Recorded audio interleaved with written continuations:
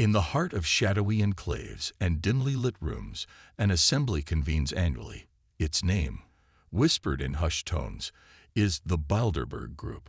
As murmurs about their clandestine meetings spread like wildfire, one can't help but wonder, who truly are these enigmatic figures that gather under the banner of Bilderberg?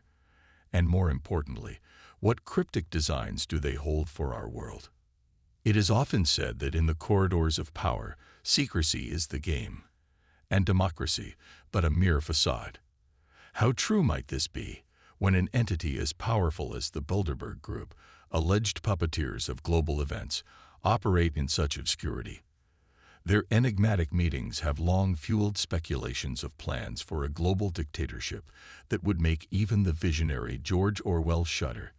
If tales are to be believed, their influence reverberates, echoing even in the world-shattering events like skyscrapers crashing, almost as if orchestrated by an invisible hand. The air grows thick with mystery when you learn that for years, the very existence of the Bilderberg Group was fervently denied. Yet, cracks in the armor began to appear. Whispers grew louder, suggesting that the titans of modern capitalist societies did, indeed, hold conclaves. The Bilderberg Group, are they the puppet masters pulling the strings of world leaders?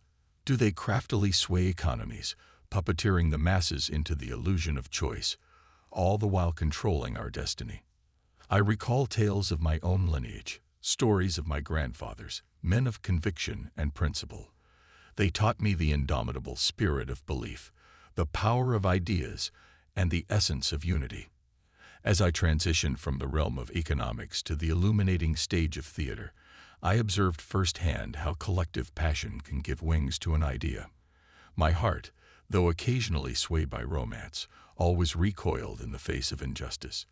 It's no wonder, then, that I find it deeply unsettling when shadowy cables like the Bilderberg Group emerge, seemingly desiring to ascend beyond democracy, wielding unimaginable power.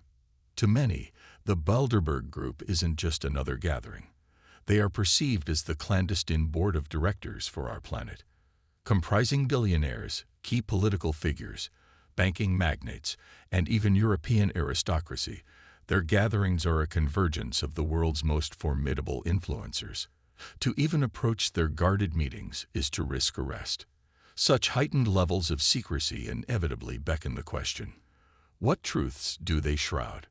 What we have discerned, through whispered narratives and veiled sources, is that the Bilderbergs' enigmatic rendezvous traces back to Prince Bernhard of the Netherlands. In the year 1954, within the walls of the Bilderberg Hotel in Holland, this cabal held their inaugural meeting. Their convention, always shifting venues, is an ever-moving target. Although their discussions remain cloaked in secrecy, certain breadcrumbs hint at the general themes broached during their assemblies. Their own web portal cryptically suggests participants can harness the knowledge gleaned, yet the identities of speakers and contributors remain an impenetrable secret. British journalist and renowned conspiracy theorist David Icke, a man who has delved deep into the labyrinthine world of Bilderberg, offers intriguing insights. He unveils that the Bilderberg Group's inception in 1954 at the eponymous hotel in Holland is no mere coincidence. Its birth, he suggests, is intrinsically linked to the global upheavals post-World War II. Wars, after all, are but a tool to metamorphose societies, to annihilate the old and sculpt the new. And in the ashes of World War II, as globalization began to unfurl its wings, the Bilderberg Group took flight, steering nations towards a collective and possibly ominous future. Emerging from the shadows is an organization of monumental power and influence, the Bilderberg Group, an enigma unto itself. This organization magnetically draws the who's who of the globe, from politicians to journalists bound by a sacred code of silence, to the high-ranking members of the military and intelligence community, to the corporate giants that dominate our world, all gather under the Bilderberg banner. What's chilling is not just the caliber of its members, but the unanimity they seek to foster. While many attendees, blissfully ignorant, believe they are simply part of an elite discussion forum, There is an inner circle within the Bilderberg Group, veterans who have seen it all. Figures like David Rockefeller and Henry Kissinger, names synonymous with power and influence, have remained pillars of the organization since its inception. Could it be that these stalwarts are the puppeteers, guiding and manipulating a generation of influential attendees, each with their unique piece in the grand chessboard of global affairs? Yet, questions linger.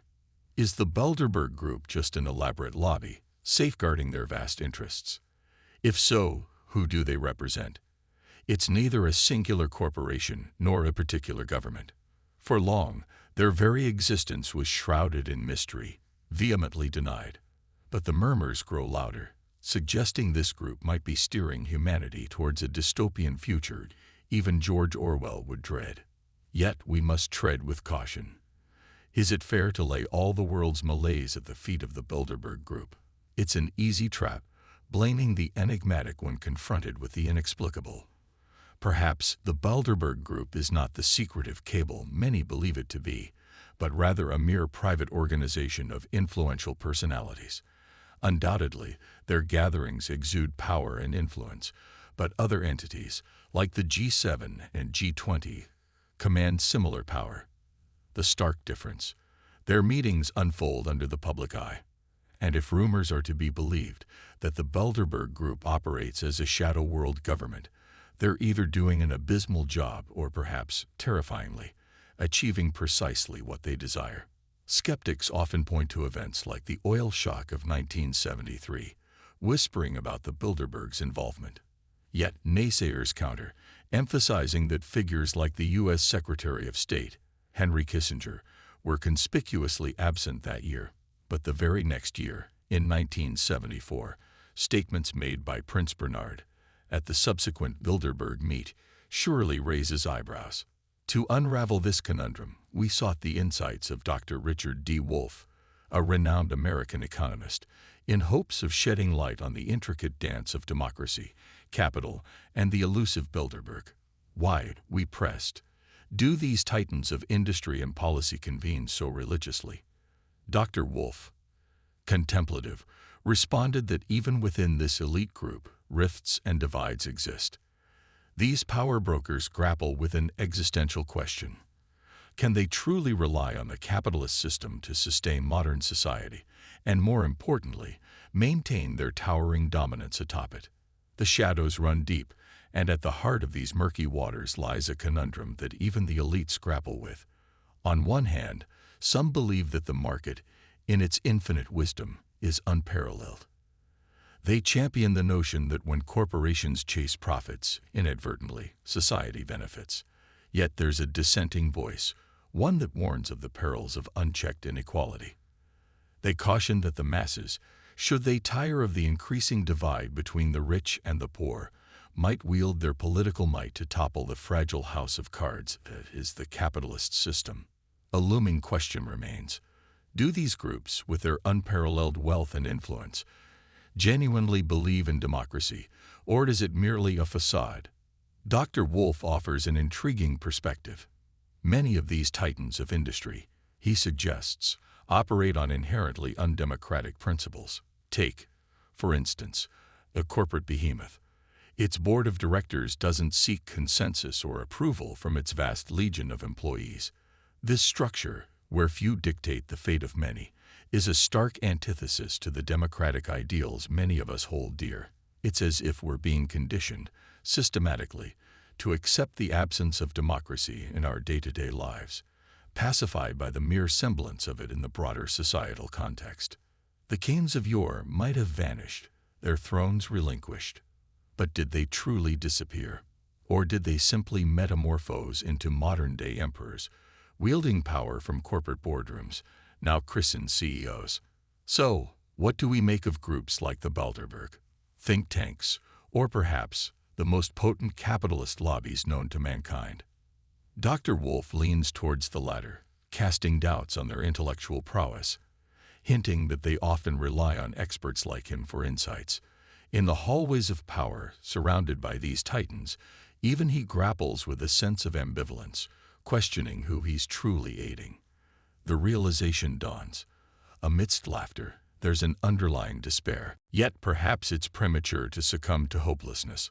When systems tower with seemingly insurmountable might, they do so on the belief instilled in the masses that this is the inevitable order of things. Recalling tales of his grandfathers, stories imbued with heroism, the narrator acknowledges the challenge of holding on to idealism in a world that often seeks to quash it. But therein lies the heart of resistance, believing in one's power to be an agent of change. It's not about questioning if our voices matter. It's about ensuring that we're asking the right, unsettling questions that could send ripples through the establishment.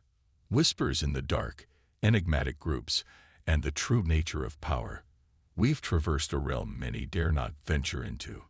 If you've been gripped by this enthralling journey, as much as we have been in sharing it, show your support. Smash that like button and let us know your thoughts in the comments below. Do the powers that be really hold the strings to our world, or is there more than meets the eye? Let's continue this conversation. And don't forget, to truly unmask the mysteries that lie ahead, hit that subscribe button.